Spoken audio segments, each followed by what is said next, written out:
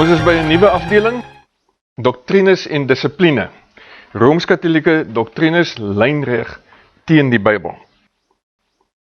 Kom ons kyk na geskiedenis. Wanneer ook al die Rooms-Katholieke kerk die mag verkry, en ons het gisterand heel wat daaroor gepraat, verbied hy sy mense om die Bybel te lees. Hy verbrand sy Bybels. Hy hou Bybels agter slot en grendel. Waarom? Omdat Roomse doktrines nie vanuit die skrif kom nie. Of eerder, hulle kom direk uit Babylon. Soos ons net nou gesê het, dis nie iets wat iemand uitgedink het nie, dis nie uit die blou hemel uitgegryp nie. Elke keer as jy gaan kyk, dan kom dit uit die heidendom uit. So kom ons gaan kyk na die vernuwing deur die doop. Dis een van hulle doktrines. Hulle sê, doop, luister mooi, is noodsaaklik vir saligheid. Glo jy ook so? Nee. Nee. Doop is 'n seël. Doop is 'n teken van jou wedergeboorte. Die Romeinse kerk glo dat doop noodsaaklik is vir saligheid. Met ander woorde, jy kan nie gered word as jy nie gedoop is nie. Babas, want hulle doop babas, wat ongedoop sterf, sê hulle, is verlore, tensy hulle terwille van Christus sterf, en dan sê hulle, so 'n baba is in bloed gedoop. Hulle het 'n oplossing vir al hierdie goed. Hulle het deesdae selfs 'n oplossing vir aliens. Die paus het nou die dag bekend gemaak, hy gaan, as hy aliens teekom, gaan hy hulle doop. Sodat hulle ook onder sy gesag kan aankom. Dis nie, ek wonder wat Dieselop daarvan sou gesê. Dis nie skriftuurlik nie, waar kom dit vandaan? Dit kom vanuit die heidendom. Waar kry ons dit? Ineas skryf die volgende oor sy reis na die hel. Hy sê, before beteken outside of the gates of heaven, the cries of babies newborn, whom fate had from their tender mothers torn, assault his ears. Hulle is verlore, hulle is buitekant die hemel, omdat hulle nie gedoop is nie. Die oorsprong van die vernuwing deur die doopdoktrine. Die skrif sê, doop is nie die rede vir ons saligheid nie, dis slegs 'n seël. Ons word gered, hoe? Deur geloof uit vrye genade. En dit is wat ons almal as protestante bely sedert die reformatie. En dit was die groot deurbraak gewees.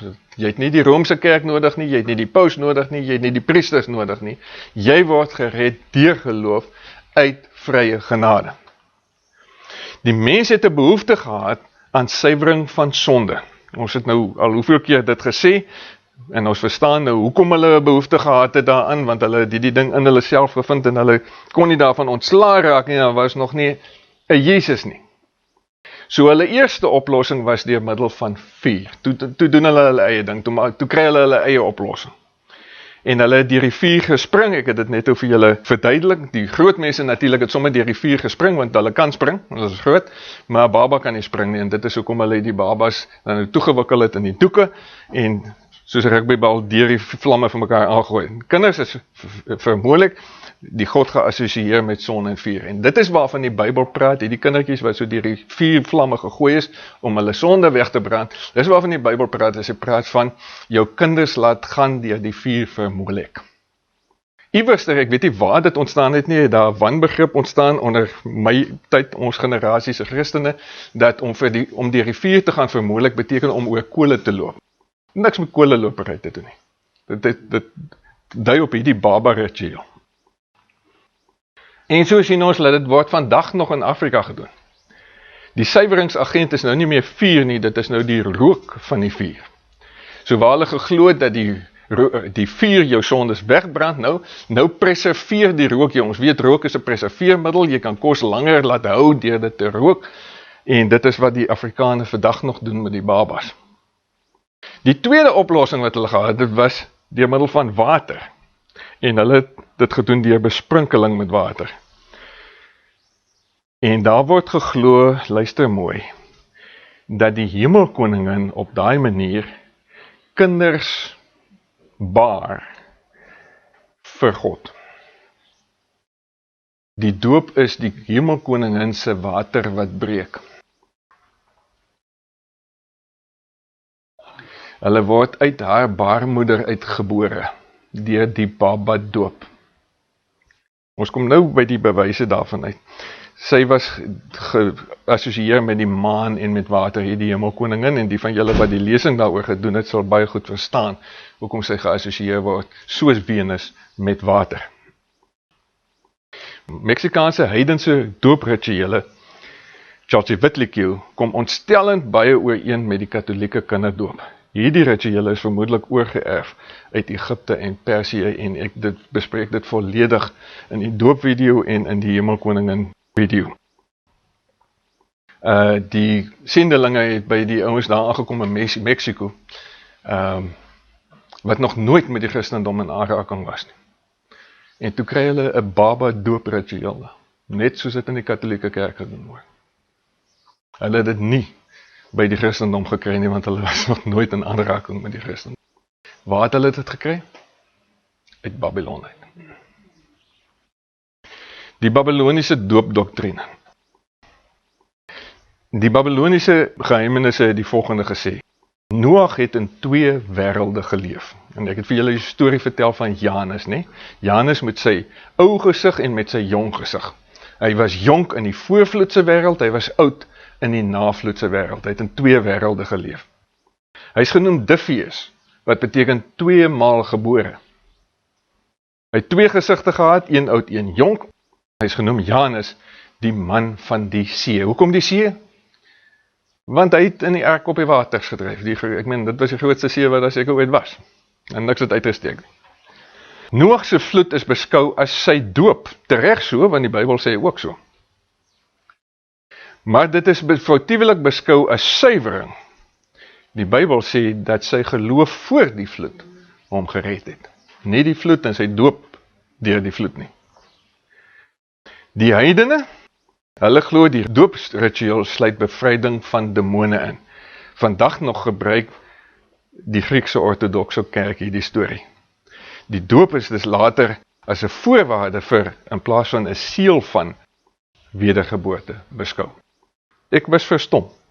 Ek het op 'n stadium besluit, toe ek nou begin karring het aan die doop, vir 'n lesing daaroor. Toe besluit ek gaan verskillende denominasies en verskillende kerktradisies se dope gaan ek video, dat ons kan wys, dis hoe dit gedoen word. Nou op daai stadium was daar nog 'n Grieks-ortodokse kerk hier in die stad gewees. Hy is deesdae bestaan hy nie meer nie, ek dink hulle het te min lidmate gehad. Daar in Goodwood, nee, in Woodstock, was die kerk, nogal St. George's Cathedral het hulle dit ook genoem. Kaapstad het 2 van die goed gehad. En een is die Anglikaanse een daar by die tuine. En ek gaan toe die dag nog met my videokamera met daai groot batterye, destyds. Hulle gee my toe toestemming om die doop te kom video. Ek sit daar op my driepoot agter my kamera. En ek het nooit besef dis so 'n lang storie nie. Ek het gedog dis nou maar soos dat ek groot geword en NG Kerk is vinnig en dis oor en dis klaar. 'n uur en 'n half. My battery het pap geraak. Ek kon nie klaar video nie. En die ouers destyds, nou praat ek van 20, 30 jaar terug, die ouers het R1500 betaal vir die kind om hom te laat doop. Man, dis 'n groot storie. En dan vat hulle daai kindjie, hulle doop hom, ek wil amper sê, soos die regte volwasse doop, die gelowige doop moet plaasvind, hulle onderdompel hom. Maar dis nie 'n klein doopvondjie met wat hulle 'n bietjie water uitvat nie. Dis so 'n groot wynglas wat van koper gemaak is, hy is so hoog. Met ander woorde, die koppie van die wynglas is groot genoeg dat die baba daarin kan pas. Dan sit hulle lou water daarin en dan doop hulle die kerel onder. Hy gaan onder. Hy kom, maak die baba. Was nou net heeltemal onder. En dan begin hulle met die chanting. En daar is 'n sekere ou wat nou ook betaal moet word, hulle noem hom die kantor, hy sing die altyd, hy speel die orgel en hy sing die altyd so, chant. En dan doen hulle 3 exorcisms op die baba. 3 keer dryf hulle demone uit hom uit.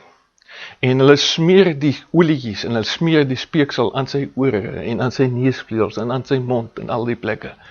En as hulle klaar is met hom na al die storie, dan verklaar hulle hierdie kind is nou salig. Hy is bevry van alle ongeregtigheid. Hy kan nou reg uit die hemel toe gaan as hy sou sterwe. Griekse ortodokse kerk. Wie is die Griekse ortodokse kerk? Die Griekse ortodokse kerk, of die ortodoksisme, het afgesplit vanaf die Rooms-Katholieke, wanneer? Ongeveer met die draai van die eerste millennium. Met ander woorde, in die jaar 1000, nie 2000, nie 1000, het hulle geskil met mekaar opgetel, en hulle toe afgesplit. En daar kry jy die Griekse ortodokse kerk, en die Russische ortodokse kerk, en die ortodoksisme toe afgesplit. Met ander woorde, hulle het nie die reformatie beleef nie, want die reformatie was teenstand nie teen die ortodokse kerk nie, in die 500 jaar daarna, teen die katholieke kerk. So hulle het 'n klomp van hulle Rooms-Katholieke gemors, het hulle nog by hulle gehad, en is nooit gekonfronteer deur die reformatie nie. Ek het daai dag in daai kerk gesit, en die hare op my agterkop het gaan regop staan. Want ek het besef, hierdie priester is besig om 'n ritueel te doen wat antiek is. Dis baie, baie oud. En ek weet nie of hy regtig verstaan wat hy doen nie. Hy doen maar soos wat hy geleer is om te doen. Maar jy besef, hierdie, hoe sê hulle, kom van verre, van Piet Leroux se plaas af. Dis 'n ou storie wat hier voor jou afspeel.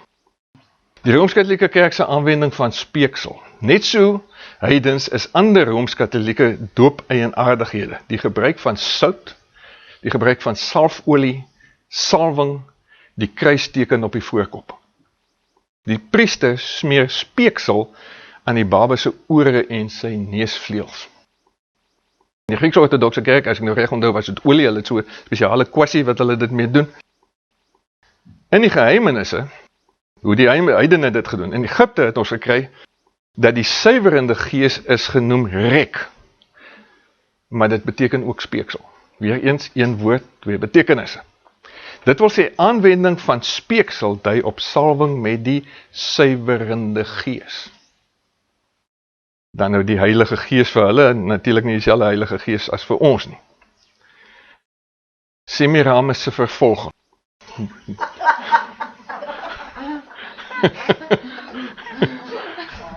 Mens kry sulke mooi memes vandag. Die Romeinse kerk het onderstaande vloek uitgespreek oor 'n man wat het gewaag het om die kerk te verlaat. Luister mooi hoe vervloek hulle hom. Hulle sê, mag die Vader, skepper van die mens, hom vervloek. Mag die Seun wat vir ons gelei het, hom vervloek. Mag die Heilige Gees wat vir ons in die doop gelei het, hom vervloek. Nou, ek gaan nie eers kommentaar lewer op hoe onchristelik die hele vervloekingsstorie is nie. Wat ons wel oor wil praat is, hoekom sê hulle, mag die Heilige Gees wat vir ons in die doop gelei het, hom vervloek. Waar kry hulle dit? In die geheimenisse kry ons die storie dat na Nimrod se teregstelling moes Semiramis uiteraard vlug. Want nou is haar man doodgemaak deur hierdie 72 ouens in Sem. En sy moet nou vlug. En die Egiptiese weergawe sê hulle, sy en haar man, wat sy nou weer lewendig gemaak het, sy het mos nou weer al sy stukke behalwe een by mekaar gekry en hom weer lewendig gemaak, hulle gaan skuil onder die Babyloniese waters. Semiramis is vergoddelik as Juno die duif. Vir die heidene het die duif, of dan nou die Heilige Gees, onder die water gelei. En die duif is geassosieer met die lig, met die Heilige Gees, en dis waar die Rooms-Katholieke kerk dit kry. Weereens in heidendom. Heilige water en die kinderdoop. Ek was so verras geweest, dit is so snaaks. Ons kom in Namibië, nou ek neem kerke af, my arme kinders moes ure lank in die kar wag vir pa wat kerke af, nou hulle was nader so keelvol vir pa en kerke. Nou kom ek by die Rooms-Katholieke kerk, die Rooms-Katholieke kerk is baie sterk in Namibië. En dis oop en ons kan ingaan, nou kyk ons oor, die kinders wys vir my allerlei goedjies wat hulle is nog klein gewees, nou weet hulle al 'n paar goed, dan wys hulle, papa, kom kyk hierso, ek neem dit af, neem dat af. Hier kry een van hulle so 'n groot groen Addis emmer, goedkoop plastiek emmer, en daarop is in koutjie so hastig geskryf in sulke hastige letters, holy water.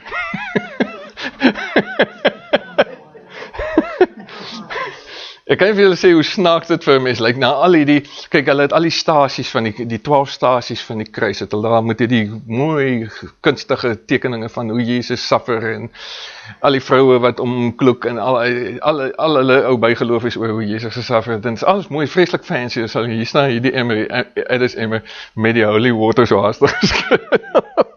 Dit was vir my baie snaaks. Hoe maak jy holy water? Kyk, jou munisipale water kom uit die kraan uit, hoe word dit heilig? Huh? Jy was as Moses.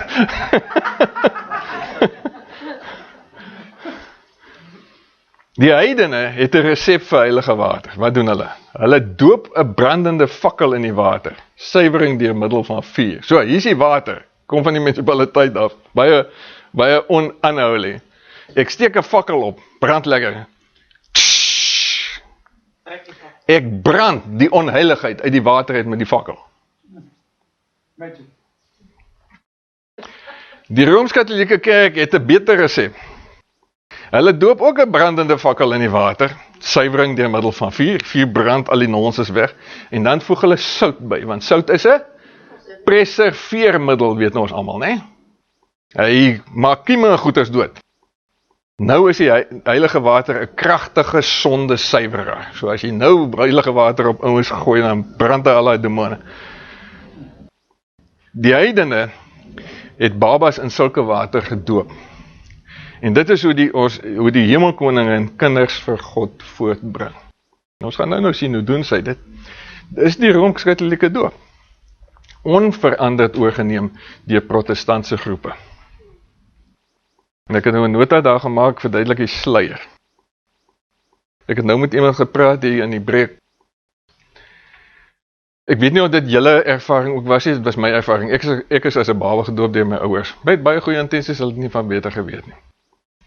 En ja, ek het hulle vergewe daarvoor.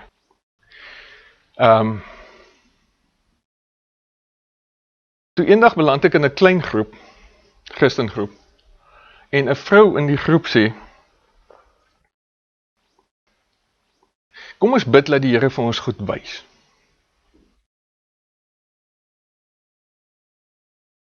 En daar is toe spesifieke behoeftes wat sy toe nou gehad het oor wat die Here vir sy wil hê die Here moet vir haar wys en vir die groep ook wys sodat ons kan saam besluit daaroor. En toe bid ons nou dat die Here dit vir ons wys. En ek sit daar met my NG Ali daar op die stoel en ek het nie 'n klou hoe om te weet of die Here vir my iets wys. Ek sien niks. Nou vra hulle vir my, wat sien jy? Ek sê, ek sien net donker, ek sien niks. En dis die eerste keer regtig in my lewe wat ek gekonfronteer was met sien in die gees. Nou ons weet almal vandag, ek het nie probleme om vandag te sien in die gees nie, maar dit is nie met my derde oog wat ek sien of iets, want dit is nie illuminasie of iets, want dit is goed wat in jou geestesoog, soos ons sê, afspeel. En 'n mens moet oefen om dit te doen. Maar daai tyd kon ek dit glad nie sien nie. En ek kon dit verlang nie sien nie. Totdat ek deur gelowige gedoop is. En ek my kinderdoop, my baba doop, verloon het. En daai verbond van water, wat 'n okkultiese verbond is, daar is geen Bybelse verbonde wat met water gesluit word. Totdat ek daai verbond verloon het. Toeskielik kan ek geesgoeders insien. Nie sien nie, ek praat nie nou van illuminasie derde ooggoeders nie. Toe kan ek geestelike goeders verstaan en konseptualiseer. En ek het al met hoeveel Christene gepraat wat sê, dit was met hulle presies dieselfde, totdat hulle deur die gelowige gedoop is. So wat weet ons? Ons weet dat die baba doop bring 'n sluier oor jou geestelike oë. As kind, as baba. En jy sien nooit en konseptualiseer nooit geestelike goed nie. En jy dink dis normaal, jy dink almal is so. Want nou lewe jy nog tussen 'n klomp ander mense en op geestelike vlak assosieer jy met hulle wat net soos jy is. So niemand konfronteer dit ooit nie. Ek is as volwassene lankal volwasse gewees, toe ek vir die eerste keer gekonfronteer daarmee. Toe sien ek, maar hier's ander goeders waarvan ek niks weet nie. Die baba doop bring 'n sluier oor jou geestes oë. Nou ons moet dit baie mooi verstaan. Wat is daai? Dit is 'n baie beroemde skildery deur 'n klassieke skilder met die naam van Botticelli. En hy titel hierdie skildery van hom The Birth of Venus. Venus word hier gebore en rondom haar is 'n klomp ander gode. Waaruit word sy gebore? Uit 'n skulp uit. In Engels noem hulle dit 'n scallop shell. In Afrikaans noem ons dit 'n kammossel skulp. En daai kammossels dryf op water. En die mitologie, dit is natuurlik 'n storie uit die mitologie uit wat die skilder geskilder het. En op daai water was daar 'n skuim. En dit is ook gruisam, maar kom ons sê dit maar, ons almal groot mense, dit was volgens die mitologie die ejakulasie van Uranus, waaruit die skulp gevorm het, wat die baarmoeder vorm, waaruit hierdie Venus gevorm word, of gebore word. Met ander woorde, Venus word uit die baarmoeder van die water gebore, bevrug deur Uranus. Is julle met my? Dis wat dit sê. Right.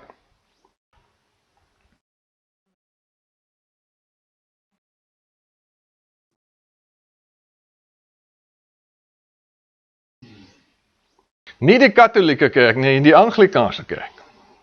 Protestantse kerk. Nou, het hulle dit in die Bybel gekry?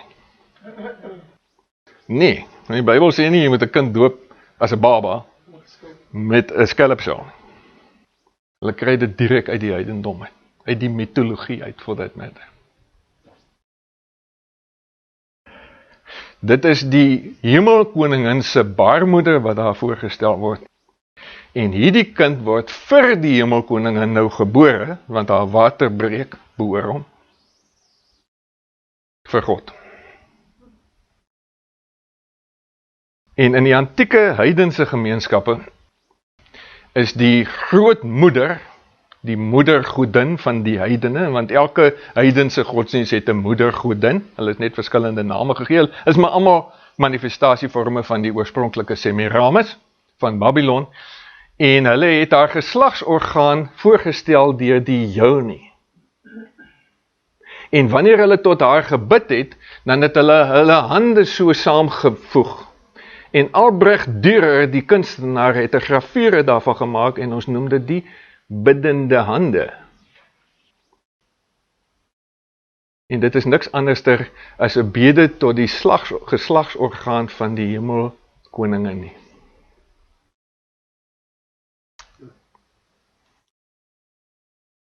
En tydens die heidense dooprituele het hulle 'n groot so 'n mandorla, hulle noem dit 'n mandorla, ja, 'n amandelvorm. En hulle het 'n groot so ding gemaak en dan het hulle die kind daardeur getrek. So. Hy word gebore deur die geslagsorgaan van die hemelkoningin. En dit is waar Ichthus vandaan kom.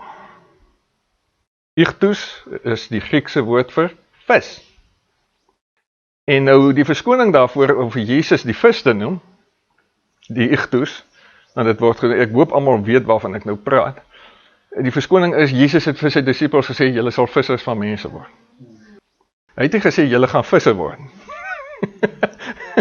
Nee, dit niks met Jesus te doen nie. Dit kom direk uit die heidendom uit. En vir die wat nie geweet het nie, dalk wat hier voor my sit, hoe 'n legitimate Bybelse doop lyk nie, dis hoe dit lyk. 'n gelowige doop, jy verklaar jou geloof, dit is 'n publieke verklaring van ek skei my af van die wêreld, ek draai my rug op die wêreld na Jesus toe. En dit is 'n simbool van wedergeboorte, jy sterf in die water stel 'n graf voor, en jy word saam met Jesus opgewek weer uit die water uit, as 'n nuutgebore mens. Goed, Regverdigmaking deur werke, die geheimenisse se skaapbakke. Die Babyloniese teologie het as volg gegaan. Mense kan saligheid verkry deur goeie werke. Jy moet jou saligheid verdien. Nie uit genade uit nie, jy moet dit verdien. Goeie werke moet die slegtes uitbalanseer. Hy het 'n ekwivalent gehad in Egipte, die eerste ene was nou in Babylonië, hierdie ene is in Egipte, en dit het gemanifesteer in Anubis se skaalbakke. Nou weet julle almal hoe het Anubis gelyk? Anubis het gelyk soos 'n jakkals. Rooms-Katolieke legendes, ons kom nou by die jakkals uit. Hulle sê, God het sy skaalbakke van geregtigheid aan die aartsengel Michael toevertrou. Kan julle onthou waar in die Bybel dit staan? Nee, dit staan nie daar nie.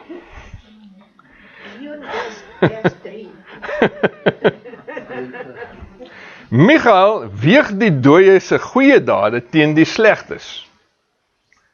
Die swaarste skaal bepaal die dooie se ewige lotsbestemming. So as jou slegte dade die swaarste weeg, nou dit tik is mee.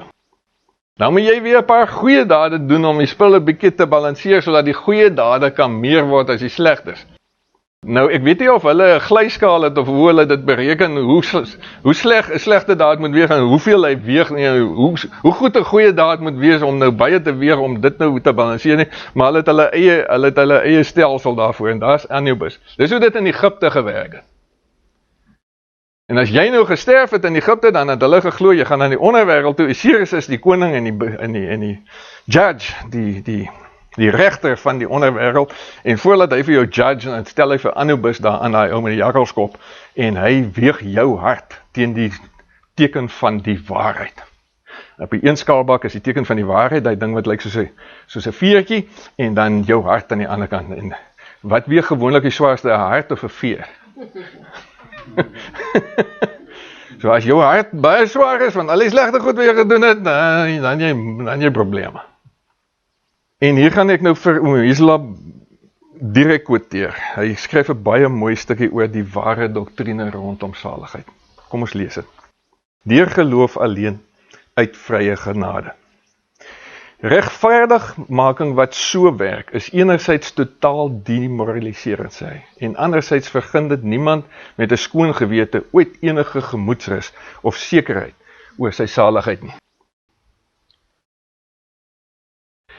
Wie, hoe rein ook al, sal ooit weet of die som totaal van sy goeie dade, sy sonde en oortredinge waaroor sy gewete hom mag aankla, sal uitbalanseer of nie. Ek meen, hoe sal mense weet? Hoe anders is God se Bybelse plan van regverdigmaking deur geloof en deur die geloof alleen sonder die wet se dade? Dit steun geensins op menslike verdienste nie, maar word gewoon slegs verkry deur in Jesus Christus te glo. God gee dit sonder onderskeid aan almal wat glo. Almal wat hom as gekruisigde verlosser aanneem en via geloof innig met hom verenig is, word daardeur vir ewig van alle oordeel verlos. Ons hemelse Vader wil nie hê sy kinders in hierdie wêreld moet ooit twyfel of onkundig wees oor die kernfeite van hulle ewige saligheid nie. Enige vrome opregte mens kan deur 'n seisoen van beproewings gaan en dan miskien vir 'n tydjie ontmoedig raak. Maar dis nie die reël. Dis nie normaal vir enige gesonde Christen wat die evangelie van vrede se volheid en vryheid ken nie. God lê via Johannes 'n vaste fundament. En ons ken die liefde wat God vir ons het en ons glo daarin. Of via Paulus, hiervan is ek oortuig, geen dood of lewe, of engele, of bose magte, of teenswoordige, of toekomstige dinge, of kragte, of hoogte, of diepte, of enigiets anders in die skepping kan ons van die liefde van God skei nie. Die liefde wat daar is in Jesus Christus ons Here. Maar die wat hulle op hulle eie manier regverdiging probeer verkry, kan dit nie sê nie. Hierdie sekerheid, sulke troos, kom slegs vanuit 'n eenvoudige, gelowige vertroue op God se onverdiende, vrye genade, die liefdevolle geskenk van die Vader in en saam met Christus, sy onbeskryflike gawe. Dis wat Luther se gees, soos hy self gesê het, so vry soos 'n veldblom gemaak het. toe hy by die Reksdag van Worms al die kerkvorste en maghebbers wat die doktrines waarin hy geglo het wou vermorsel, man alleen gekonfronteer het. Dis natuurlik tydens die reformatie wat hy van praat. Dis wat die martelaars deur die eeue heen, die tronk en selfs die dood met sulke heldemoed in die oë laat kyk het. Dis wat die siel vrymaak. Die mensdom se ware waardigheid herstel en die Romeinse priestery so imposante pretensies tot aan die wortel oopvlek. Slegs dit gee oorsprong aan 'n lewe van liefdevolle, kinderlike en opregte gehoorsaamheid aan God se wet en gebooie.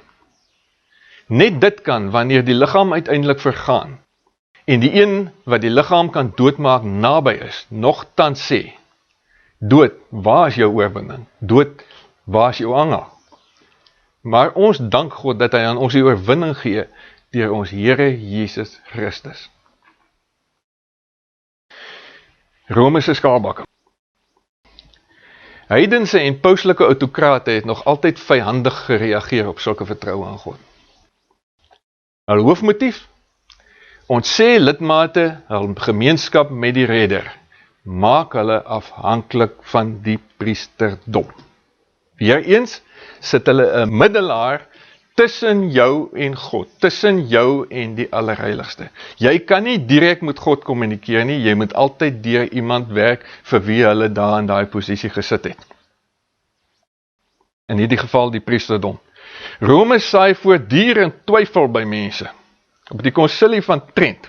Nou, die konsilie van Trent was daai konsilie wat hier so in die 1500s gehou is, waar daar finaal besluit is oor die samestelling van die Bybel. Watter boeke is in, watter boeke is uit. Het die Rooms-Katolieke Kerk ook die volgende verklaar. Geen mens kan met ware sekerheid van geloof weet, dat hy God se genade ontvang het nie. Die Romeinse Kerk se rykdom berus op lidmate se onsekerheid. En hulle is fabelagtig ryk. Die Romeinse Kerk het sy eie bank. Die Romeinse Kerk het skatte waarvan jy nie die einde ken nie. Die Romeinse Kerk se rykdom berus op lidmate se onsekerheid. Hoekom? Want hulle maak seker dat jy jou sekerheid koop by hulle. Al vir meer as 1000 jaar doen hulle dit. Die motief is geld en gunste. Dis in 'n priester se eie belang om biegtelinge te vonnis tot 'n werk wat sy eie sak of sy orde sal bevoordeel. Die priester reël sake so, dat daar immer 'n groot tekort op die skuldskaalbak is. Met ander woorde, as jy as biegteling nou gaan sit daar in die biegstoel, aan die een kant van die grid en aan die ander kant sit die ou met die snaakse klere aan, dan sê jy vir hom, Vader, ek het hierdie week X, Y en Z gedoen. En ek is vreeslik jammer daaroor. Dan sê hy, verskriklik erg. Hoe dink jy gaan jy ooit in die hemel kom as jy sulke goed doen? Jy moet nou gaan. Vir die eerste ding, vir X, moet jy gaan en jy moet 4 maal deur die rosekrans gaan bid. Die rosary. Jy moet al die Hail Marys en jy moet al die Glory Bees gaan bid. Al die krulletjies aftel. Vir nommer 2 moet jy soveel inbetaal in die kerk se rekening. En vir nommer Z moet jy soveel inbetaal sommer dalk aan my rekening. Ek weet nie of hulle regtig so blaatant doen nie, maar dit is basically waarop dit neerkom. Om die skaal te balanseer. Want jy weet nooit. En net die priester kan vir jou adviseer op wat jy moet doen om daai skaal weer reg te kry. Romeinse skaalbakke. Nou mense, dit is 'n stuk geskiedenis wat direk betrekking het op Suid-Afrika. Daar aan die regterkant sien jy koning Lodewijk die 14de. Ons het hom voorheen al genoem, hy is genoem die sonkoning. Sy nakomeling Lodewijk die 16de is die ou wat onthoof is in die Franse revolusie. Maar hy was die 14de. Hy is die ou wat die paleis van Versailles gebou het. Hy het gedans in sy tutu, wat soos 'n son lyk. Ek gaan net vir julle die prentjie wys. Hy was die sonkoning, hy was 'n ardent sun worshipper. En sy confessant, die ou by wie hy moes gaan bieg, onthou, kerk en staat was nog nie geskei nie, was Vader Père Lachaise. Lachaise beteken die stoel. En hy moes sy sondes by hom gaan bely. Nou as jy na daai skildery van Lodewijk die 14de kyk, en jy besef dat hy is nie meer 'n snuiter daar nie, hy's al 'n ouer man. Wat dink jy was sy seksuele oriëntasie?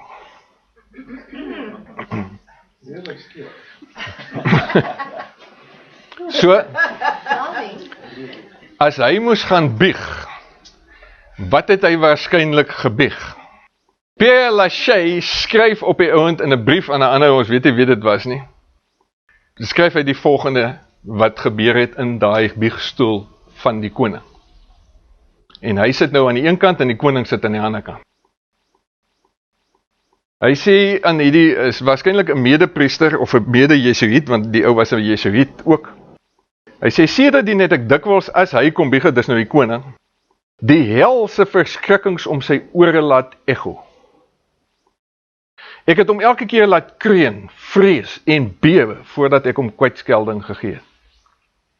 Hieraan kon ek sien dat hy steeds tot my toegeneë was, en gewillig was om onder my gesag te staan. Onder my gesag te staan? Die koning staan onder 'n Rooms-Katolieke priester se gesag, so wie's nou die koning? Wie die gesag in die land? So het ek dan die laakbaarheid van sy sonde onderstreep en hom met die hele storie gepeper. Hoe boos dit was en dat dit onvergeeflik was en as hy nie 'n goeie daad sou doen om dit te balanseer of te vergoed nie. Uiteindelik het hy my gevra wat hy dan moes doen. Nou het jy hom presies waar jy hom wil hê. Ek het hom beveel om al die ketters in sy koninkryk uit te roei. Dis die goeie daad wat Lodewijk die 14de, die sonkoning, in St. Michael se skaalbak moes plaas, om sy sonde uit te kanseleer, sodat hy kan hemel toe gaan. Wie was die ketters vir wie hy moes uitroei? Die Hugenote. En dit is hoekom die strate van Parys in 'n bloedbad ontaard het, want die Edict van Nantes, wat godsdienstvryheid vir mense gegee het, is toe herroep deur die koning. En toe het dierbare Rooms-Katolieke Christene in absolute monsters verander, wat rondgehardloop het letterlik in die strate en deure van huise oopgeruk en oopgeskop het, en die wat binne was vermoor het op die wreedste moontlike maniere. En hulle het gevlug Nederland toe. En daarvan af moet die skippies onder andere na Suid-Afrika toe gekom. Al die Lagranges, al die Leroux, Leroux, al die Viljoens, Villion, al die Franse name. Malin, Gronier. Die roeping van die Edict van Nantes het gevolg. As gevolg van een jesuïet, wat in 'n biegstoel 'n opdrag aan 'n koning gegee het, met sy gesag. Omdat die koning 'n leuen geglo het, dat die ou wat aan die ander kant van die grid sit, het gesag. Dis valse gesag.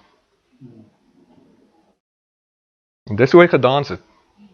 Daai koning, toe hy jonger was. Hy het 'n son om sy enkels, hy het 'n son op sy knie, hy het 'n son op sy tutu, hy het 'n son om sy polse, om sy skouers en om sy kop. Hy is die sonkoning. Daar is nog 'n skildery wat van hom gemaak het. Daar blyk sy oriëntasie tog te duidelik.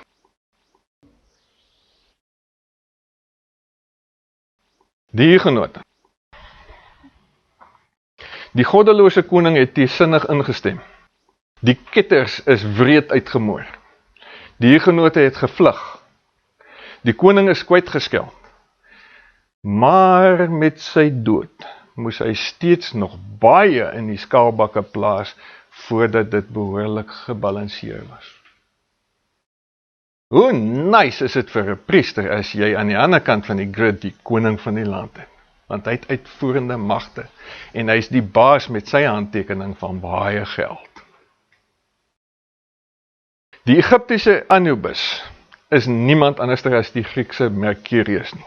Nou daai Griekse Mercurius wat jy aan die regterkant sien, staan op die dak in beeldvorm in Suid-Afrika waar? Weet jy waar?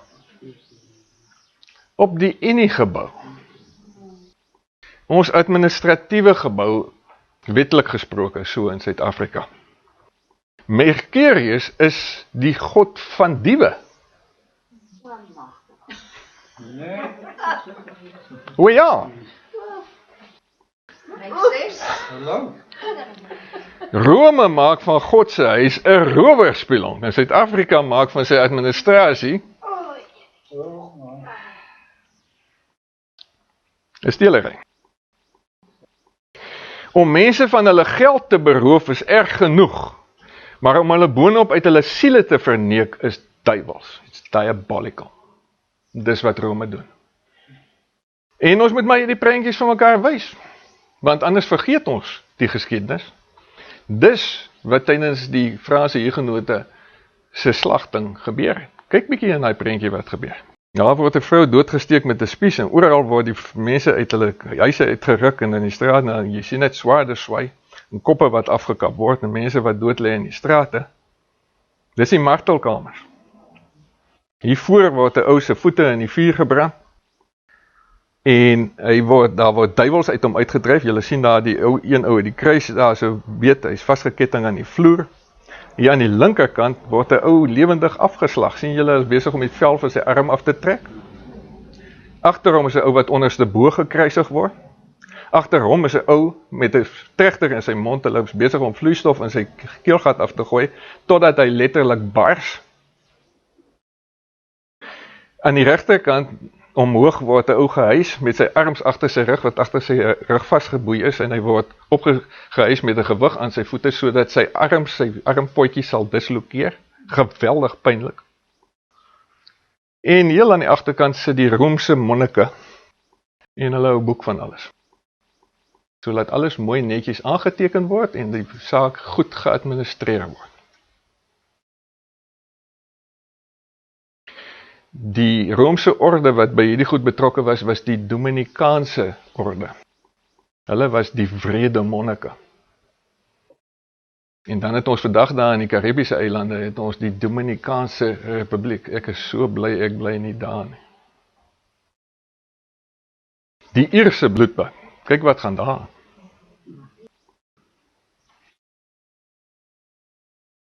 En dis die dierbare Christene van die Rooms-Katolieke Kerk wat dit doen. Niemand anders nie.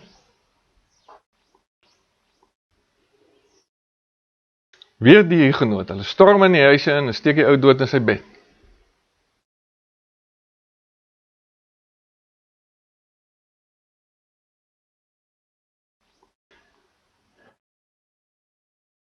Jan is op die brandstapel. Dit was in Praag, in Tsjechië. Hy het nie met hulle saamgestem nie. Hitler, Stalin, die groot moordenaars van die 20ste eeu. Sy dade klink na 'n kinderkranspartytjie teen wat die Rooms-Katolieke Kerk gedoen het. And even they still say they weren't wrong. Paulus het gesê, ons sal nooit dit bely nie. Ons het niks verkeerd gedoen nie, ons het die volste reg gehad om dit te doen. As jy verwaandheid op steroids wil sien, gaan lees die Paulus se geskrifte. Thomas Cranmer word op die brandstapel verbrand. En hulle het nie die brandstapel gemaak met droë hout nie. Hulle het dit gemaak met groenhout. Met opset. Sodat dit 'n koel vuur sal wees, wat stadig brand, sodat die persoon se lyding uitgerek kan word. Want as jy met ons verskil, meneer, dan gaan jy hel toe, en ons gaan nou vir die publiek wys, hoe lyk die hel? Met jou gaan ons dit wys.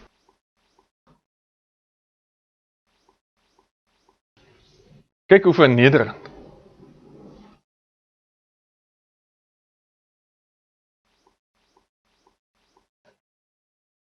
Ignatius Loyola, die stigter van die Jesuïte, kyk hoe goed hy die tekens. En ons NG teoloog beskryf in hulle boeke hoe 'n vrome man hy was. Die hoof van die Jesuïte word vandag beskou as die Black Pope. The Pope behind the real Pope. En daar word Ignatius Loyola geseën deur die paus van sy tyd, by wie hy sy orde geregistreer het. Die Jesuïte rapporteer direk aan die paus, daar is geen tussengangers nie. Romeinse selfkastyding en boetedoening. Die Romeinse doktrine sê, vergifnis van sonde alleenlik kan nie die straf vir sonde wegneem nie. Dink gou mooi oor daai stelling. Vergifnis van sonde alleenlik kan nie die straf vir sonde wegneem nie. So as jy nou vergewe of as jy nou nie vergewe nie. Wat soort vergifnis is dit wat nie die straf wegneem nie? Dis 'n logiese teenspraak, it doesn't even make sense. Die mens moet self 'n bietjie van die sondestraf dra, sê hulle. Dus moet Rooms-Katolieke God se regverdigheid of St. Michael se skaalbakke bevredig deur sugte, kreune, fisieke wonde, kastyding van die liggaam, ontelbare boetedoenings. Watter God is hier betrokke? Molek. Wat maar Nimrod se slegte kant is, die God van klip, wat met bloed gepaai word. Ook uit die heidendom uit. Selfkastyding ter ere van Molek en Osiris. Molek is aanbid in Assirië, Venesië, Griekeland, Rome en Brittanje. Al die heidene wat daar gewoon het. Menslike lyding het hom behaag. Dis was menslike offers gesog. Hulle gille en kreune was musiek in sy ore. Tydens sy feeste het sy volgelinge hulle self genadeloos met swepe en stomp voorwerpe geslaan en snye in hulle vel en vlees gemaak. Does it ring a bell? Wie het dit ook gedoen in die Bybel? Elia met die Baalpriesters op Karmel. En toe hulle God hulle nie hoor nie, toe begin hulle sny. En toe begin hulle slaan. Laat hy tog asseblief vir hulle moet hoor. Elia op Karmel, 1 Konings 18, die Baalpriesters maak net so. In Egipte, die mense slaan hulle self met swepe, en dit sien ons vandag in die sketse wat in Egipte gemaak is. In Hindoeïsme, die mense sny hulle self. Die Romeine, die gladiatore veg tot die dood, daar so in die Colosseum nie. Alles ter wille van Anubis se skaalbakke. Dis vandag. Filippyne.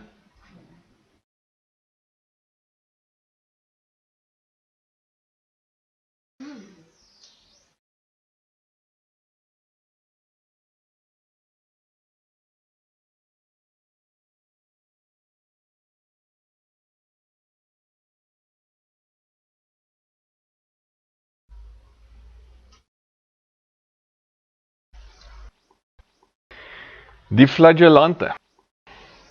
Die Rooms-Katolieke Kerk wend St. Michael se skaalbakke soortgelyk aan. Mense kruip oor skerp klippe op hulle hande en knieë tot die bloed loop. Waar? By Lourdes in Ierland en by Fatima in Portugal. Die Rooms-Katolieke slaan hulle self genadeloos met swepe in die openbaar. Hulle noem hulle self flagellante. Die vroeë Christene het die heidene gespot oor die soort gedrag, soos wat Elia ook met die Baal-profete op Karmel gedoen het, hy het ook met hulle gespot. Nou wat het by Fatima in Portugal gebeur? Hierdie 3 kindertjies het gaan speel in die vel, en toe verskyn die Madonna in hulle, en sy gee hulle sekere opdragte, en sy het gesê sy gaan weer verskyn, en toe roep hulle al die dorpenaars by mekaar, en hulle sê maar hulle moet kom, want sy gaan weer verskyn op 'n sekere datum, en toe die volgende keer toe is almal daar, en toe verskyn sy weer. En daarom is Fatima in Portugal vandag a place of pilgrimage. plek van pelgrimstogte. Mense gaan in hulle duisende soontoe, want hier is 'n portal, hier is 'n opening na Moeder Maria toe. Wie is hulle? Hulle is Lucia dos Santos. So by the way, ons het 'n plekkie in Suid-Afrika wat genoem is na, ons noem dit St. Lucia, dis nie St. Lucia, St. Lucia. En haar neefie Francisco Marto en haar niggie Jacinta Marto. En dit is 'n kunstenaarsvoorstelling, 'n geromantiseerde kunstenaarsvoorstelling van die verskyning by Fatima. En Lucia het baie oud geword. En hier het Paus Johannes Paulus II met haar gaan 'n koppie tee drink. Die heilige vrou aan wie die Madonna verskyn het. Sy het natuurlik 'n non geword uit die hart van die saak. En dis die dorpie in Suid-Afrika wat ons nou genoem het na die girl, waar die ksikoeie in die strate rondloop. Heilige koeie.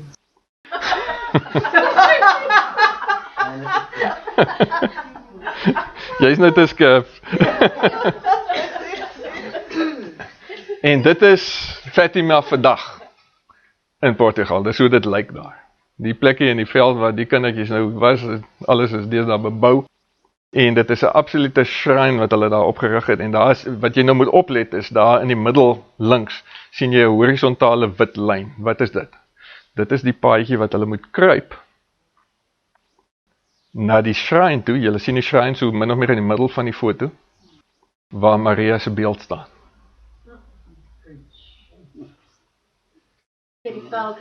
And there they go. Ja. Mense, dit is intelligente mense. Dis eerste wêreld lande hierdie. Dis nie stupid, stomsinnige mense nie. Maar hulle glo 'n klomp leuns wat in 'n stronghold of the mind in hulle koppe ingeprent is. That's how you do it. Dan staan die paus en een van sy kardinale voor wie? The Lady of Fatima. Dis die vrou, 'n voorbeeld van die vrou wat hulle gemaak het wat daar verskyn. Ander Romeinse gebruik. Die Romeinse kerk se heilige week is ook in Egipte onder die Romeine en op Kreta gevier. Ook al sogenaamde brandende kruis was 'n vorm van vuuraanbidding, dis wat hulle gedoen het. En toe doen ons dit hier in Suid-Afrika op CS4-kampe. Nee? Ja. Naweekkamp vir die kinders, Baartenbos. En Saterdag aand gaan stap almal langs die see. En die evangelie word aan hulle verkondig en dan skielik op 'n duin begin 'n kruis brand. En dan kom al die kinders tot bekering.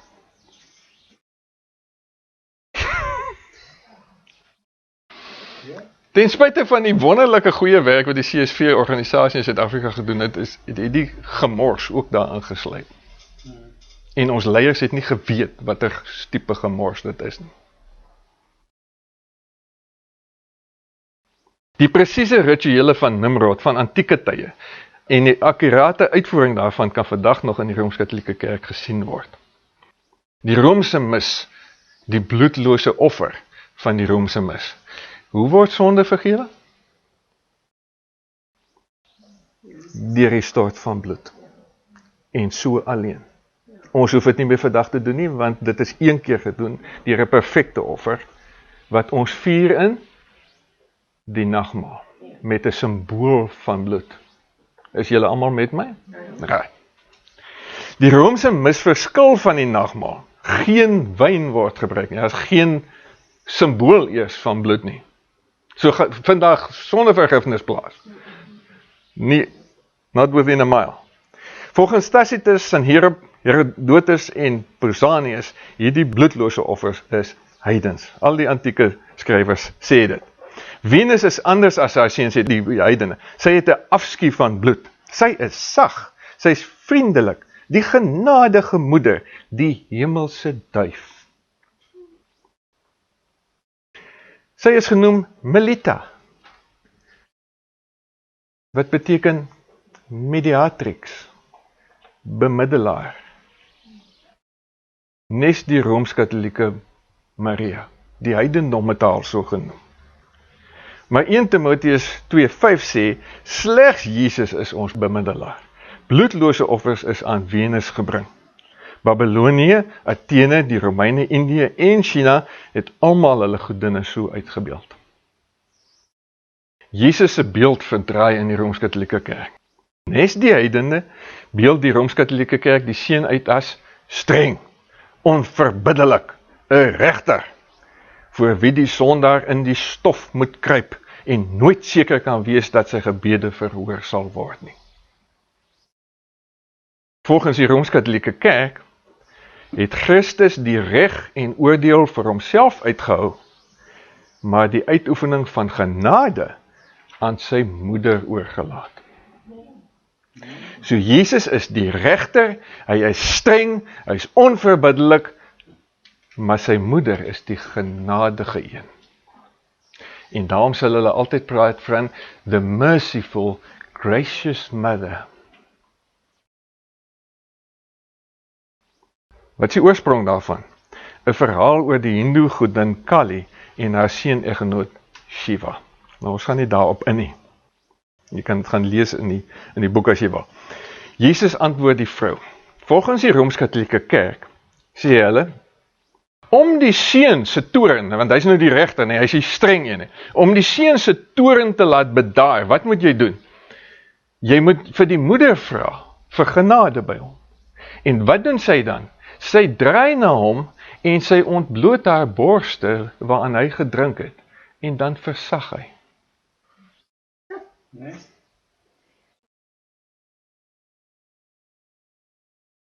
Volgens die skrif het Jesus 'n vrou met soortgelyke gedagtes vinnig tereggewys. Jesus het daar vinnig gechoke.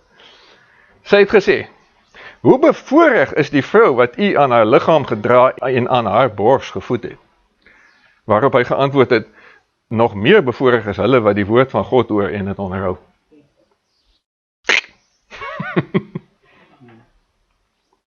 Die ronde wafel. Volgens Jeremia 44:19 het die Joodse vrou koekies gebak, wat soos die hemelkoningin lyk, ons het reeds daai teks gaan lees. In die hoë geheimenisse is die koekies nie net geoffer nie, maar ook geëet. Ons het gesien hoe lyk hulle lyk soos halfmaandjies, nie, of sekelmaandjies. Rooms-Katolieke wafels vir die mis moet rond wees. En daar sien ons die prentjie daarvan, ek het net over gepraat, daar is 'n X of dan nou 'n kruisteken op gedruk. Dit verwys na die sonskyf wat ons ook sien in Egipte en Babylonië. Ceres was bekend as ontdekker van koring en moeder van koring. Dis was haar seun Hisiri, die saad, die brood van die lewe. Dis die oorsprong van die koekies grondvorm. Want sy is die godin van die koring, sy word uitgebeeld met die koringgerf in haar arm, en haar seun is Hisiri, hy is die saad van haar koring, hy is die brood van die lewe. Dis hoe die heidene dit geglo het. Nou verstaan jy wat Jesus bedoel het, toe hy vir die Israeliete sê, hierdie goed wat julle van die heidene gehoor het, is nie waar nie. Ek is die brood van die lewe. Dis die regte ene. Daar was 'n vervalsing voor die tyd. Miskien moet ons vandag daaroor praat. Ons het hier iewers in 'n pause daaroor gepraat net nou maar. Die duiwel kan nie God se planne, sy raadsplan omverwerp nie. Hy kan niks doen daaraan nie. Hy kan dit nie keer nie. Hy weet in 'n sekere mate wat dit is, want die profete het dit op 'n sekere mate, in 'n sekere mate soos dit God gepas het en God se volgens wat se wil, het hy dit bekend gemaak. So hy weet wat kom. Hy kan niks doen om dit te keer nie. Wat hy wel kan doen is, voordat God se ware bedoeling manifesteer, kan hy 'n vervalsing bring. En hy doen dit baie, baie getrou. Dit is hoekom daar 'n Tammuz is voor hy Jesus. Dit is hoekom daar 'n brood van die lewe is voor die Jesus. Daarom is daar 'n koning van die konings en 'n Here van die Here voor die Jesus. Dus, Ceres is voorgestel met 'n koringgerf, die hemelkoningin en haar seun, want hy is die saad, né? So sy dit is eintlik maar niks anders as die Madonna en die kind nie. Die druïde is in mystieke gedigte beskryf as draers van die koringare. En daar aan die linkerkant onder het ek vir jou afgebeeld die dorpswapen van die dorp hierso in Suid-Afrika in die Boland wat ons genoem het na hierdie godin Ceres. Die ooreenkomste tussen die Romeinse mis en sonaanbidding. Op Romeinse altare kom prominente sonskywe voor, en ek het daar vir jou een afgebeeld. Dieselfde was die geval in Egipte, Babylon, Peru, Trasie en afvallige Israel. In die Romeinse kerk, enige iemand wat wil deel hê in die Eucharistie, dis daai groot sonskyf wat die paus net so daar voor hom gehou het, en die prentjie wat jy gesien het, moet besig wees om te vas, sedert 0 uur daardie oggend. In die geheimenisse was die eerste vraag wat aan initiasiekandidaate gevra is jy besig om te vas? Jy gaan nie deur die initiasie geneem word as jy nie besig is om te vas nie. En die Romeinse mis het dieselfde voorwaarde. Maar Jesus stel die nagmaal in net na 'n maaltyd saam met sy disipel. Jesus steur hom glad nie aan nie gevassery nie. Dit net die Rooms-Katolieke kerk wat dit in die heidendom loop haal. Wat's daai? Dis die ding wat hulle in die Rooms-Katolieke noem die monstrans. Dis so 'n kassie met 2 glaskante. Daai sirkel aan die middel wat jy sien is 'n dubbelglas, daar's 'n ruimte tussen die 2 stukke glas. Dis 'n kassie wat met 'n deurtjie wat jy kan oopmaak en daarin sit hulle daai sonskyfskoekie. En binne in 'n ding wat net soos 'n son lyk. Nou as jy nie kan agterkom dit is 'n sonaanbidding nie, dan moet jy my kom spreek na die tyd, dan moet ons iets vir jou doen. Die moeder domineer haar seun. Die ronde wafel wat duidende aan Isis of Ceres geoffer het, was in werklikheid haar eie seun, of die wrede brandende son of Molek. Die bloedlose offer versluier sy verskrikking en aanstoot. Die minsame moeder seën die offer. Sy gee hom terug aan haar aanbidders om te eet as lewenskos en sielevoedsel. So is die moeder voorgestel as die gunsteling godin. Kyk gou van my kant van die Here. Hoe diabolies slim is dit nie om 'n demoon en eintlik 'n principality for that matter voor te stel vir mense as 'n vrou, 'n skadelose, sagte vrou, en dan nog nie net 'n vrou nie, as 'n moeder. Want almal van ons het gewoonlik goeie herinneringe aan ons ma. Wie was jou ma? Sy was die sagte een, nie jou pa noodwendig nie. Sy was die een wat getroos het. Sy was die een wat altyd daar was. Sy het nie gaan werk nie, sy het vir die van julle wat in sulke huise groot geword het. Sy het in 'n sekere sin die Heilige Gees versinnebeeld. Maar nou word 'n demoon so voorgestel. En wat 'n diaboliese sluwe metode om 'n demoon aan die mensdom te verkoop.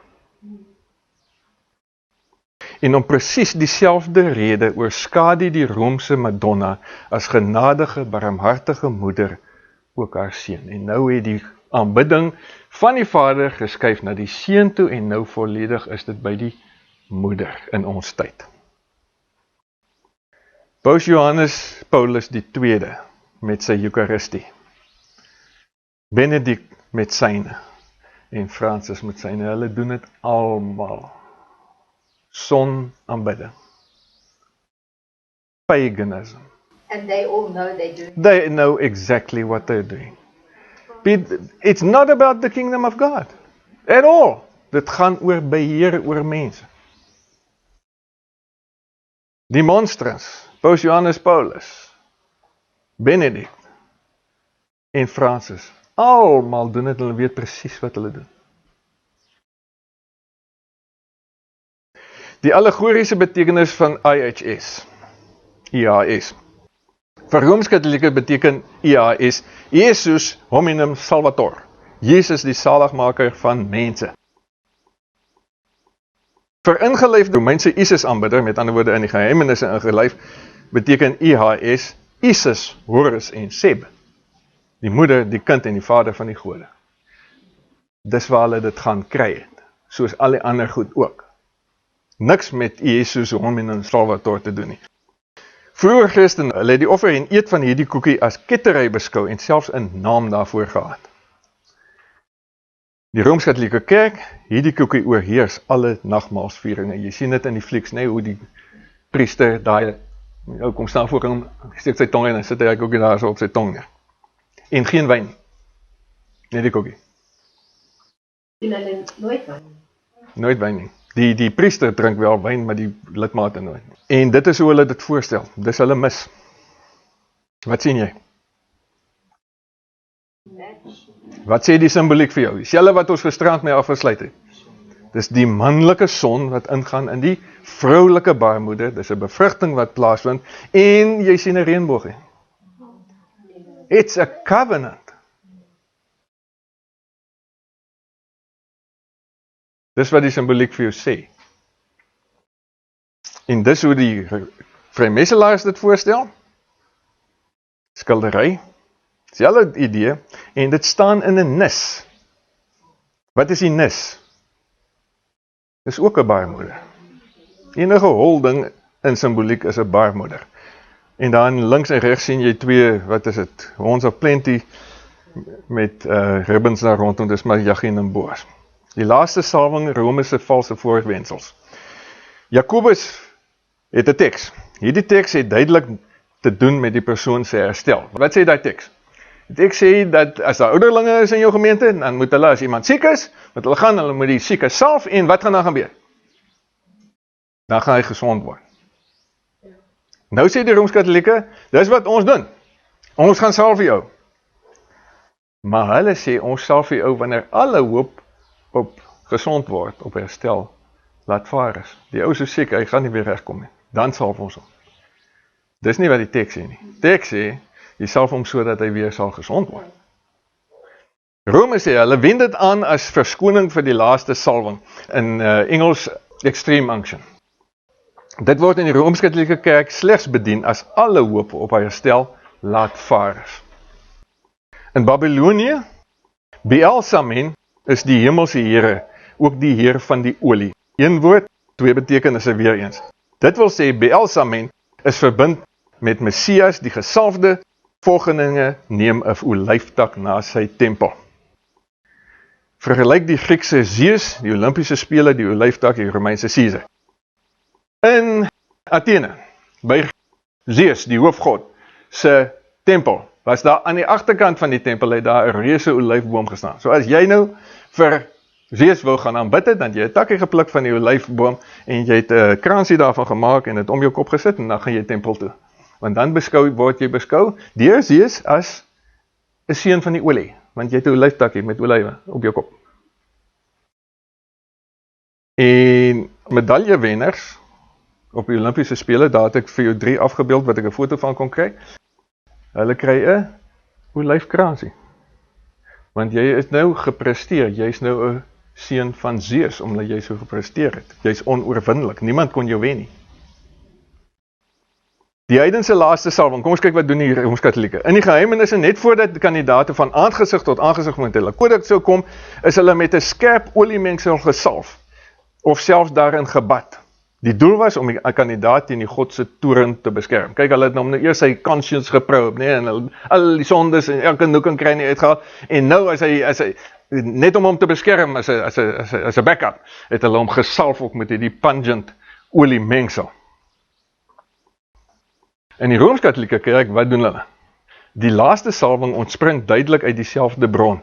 Net voordat die lidmaat van aangesig tot aangesig met God kom, want hy kan nie nou genees raak nie, nee, hy gaan sterf, moet hy teen God se toorn beskerm word, so ons salf vir hom.